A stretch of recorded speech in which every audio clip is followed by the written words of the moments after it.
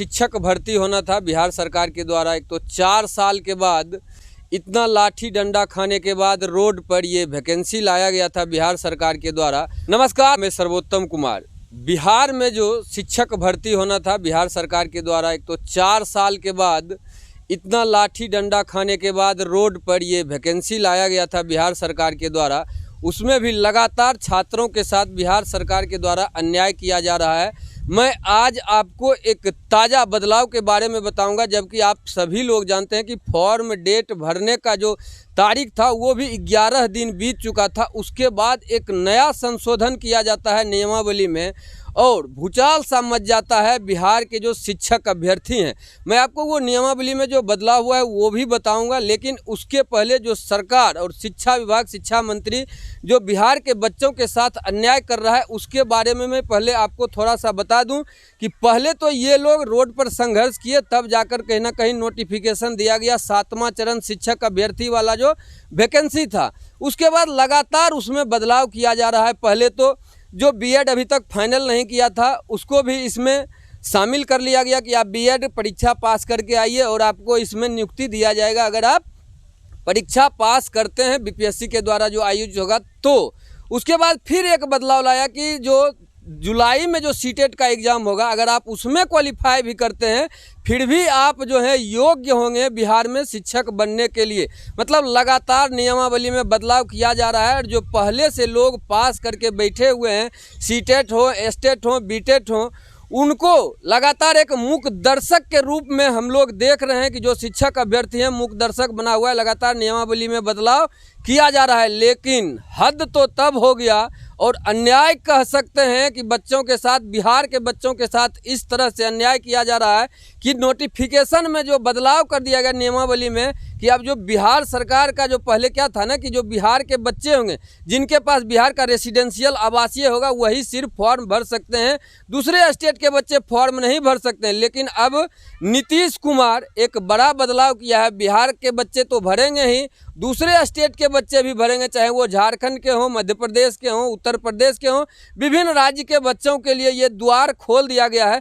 तो ऐसा अन्याय क्यों किया जा रहा है बिहार के बच्चों के साथ?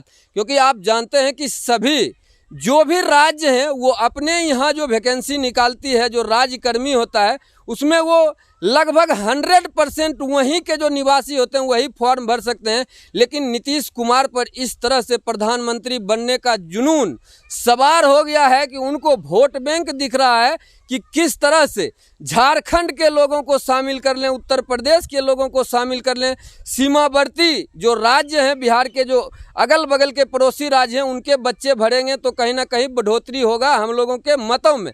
महागठबंधन का जो मीटिंग हुआ था 27 जून को पटना में, उसके बाद ये खिचड़ी पका कि कैसे नियमावली में बदलाव किया जाए और बिहार के बच्चों के भविष्य के साथ खिलवाड़ किया जाए। तो नीतीश कुमार जी इस तरह से आप अन्याय कर रहे हैं यहाँ के शिक्षक अभ्यर्थियों के साथ। लेकिन मैं उन शिक्षक अभ्यर्थियों को भी कहना चाहूँगा कि बिना रोड पर उतरे कुछ नहीं मिलता है, बिना गरजे, बिना चीखे चिल्लाए यहाँ सुनती नहीं है। यहाँ का जो सरकार है वो गूंगी है, बहरी है।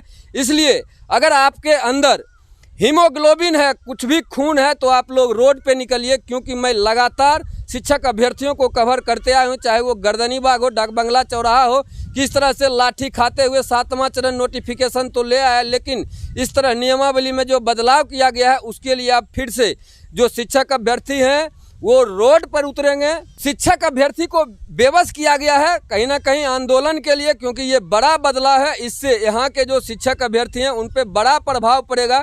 क्या बिहार राज्य में योग्य जो बच्चे थे जो बीपीएससी का एग्जाम देंगे उनमें कमी हो गया था, जो आप दूसरे राज्य के बच्चों के लिए इस तरह से द्वार खोल दिए कि आप लोग भी आइए और बीपीएससी वाला जो एग्ज़ाम है जिससे टीचर नियुक्त किया जाएंगे बिहार के विभिन्न स्कूलों में, उसमें आप लोग भी फॉर्म भरिए और नियुक्त होइए। तो देखिए यहाँ के जो बच्चे हैं ज़रूर आंदोलन करेंगे। मैं उन अभ्यर्थियों से भी कहना चाहूँगा जो घर बैठे मजा लेते थे, और कुछ अभ्यर्थी तो रोड पर निकलते ही थे, उनको हीन भावना से देखा जाता था कि ये लोग जो हैं लगातार झूठ का प्रदर्शन करते हैं। लेकिन जो घर में बैठे बैठे तैयारी कर रहे थे और अपने आप को ये समझ रहे थे कि हम घर बैठे तैयारी करेंगे, लोग आंदोलन करते रहे, आज उनको कहीं ना कहीं बड़ा धक्का लगा है। खास करके जो महिला अभ्यर्थी हैं उनको भी बड़ा चोट पहुंचा है कि किस तरह से अब दूसरे राज्य के लोग जब भरेंगे तो कंपटीशन जरूर बढ़ेगा। तो मैं कहना चाहूँगा कि आप इस राजनीतिक फेर में बच्चों के भविष्य के साथ खिलवाड़ नहीं करें, और जो शिक्षक अभ्यर्थी थे वो जरूर अपनी मांगों को लेकर सरकार के खिलाफ रोड पर उतरिए और इस अन्याय के खिलाफ आवाज़ उठाइए। तब जाके कहीं ना कहीं फिर से नियमावली में बदलाव आएगा और शिक्षा विभाग को झुकना पड़ेगा। के पाठक जी जो नया सचिव बने हैं बिहार के शिक्षा विभाग के, क्या आपको इसीलिए सचिव बनाया गया था कि बिहार के बच्चों के साथ इस तरह का भद्दा मजाक कीजिए और दूसरे राज्य के बच्चों को आप मौका दीजिए? हम लोगों को क्यों नहीं मौका दिया जाता है? बिहार के बच्चों को दूसरे राज्य में क्यों नहीं मौका दिया जाता है जब वहाँ वैकेंसी निकलती है तो?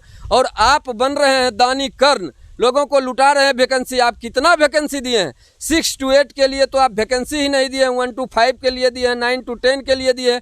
उसमें भी आप इस तरह से दूसरे राज्यों वाले को मौका दीजिएगा तो बिहार के बच्चे कहाँ जाएंगे जो इतने दिनों से इंतजार कर रहे थे?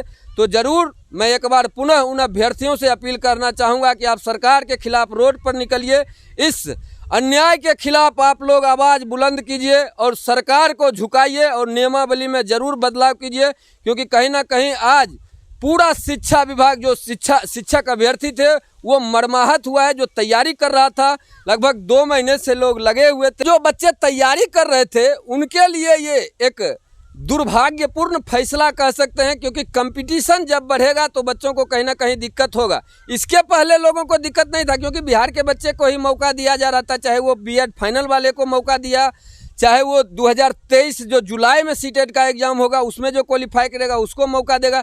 लेकिन ये जो बड़ा बदलाव किया है एक राजनीतिक के तहत, जब महागठबंधन का बैठक हुआ उसके बाद आप इस तरह का फैसला लेते हैं, तो कहीं ना कहीं राजनीति से प्रेरित होकर नीतीश कुमार शिक्षा विभाग ये फैसला लिया है। लेकिन अब आगे देखिए, कहीं ना कहीं आंदोलन तो होगा ही, जरूर बच्चे रोड पर उतरेंगे। इतना बड़ा फैसला वो सहन नहीं कर पाएंगे क्योंकि उनके साथ जो है ये भद्दा मजाक किया जा रहा है शिक्षा विभाग के द्वारा।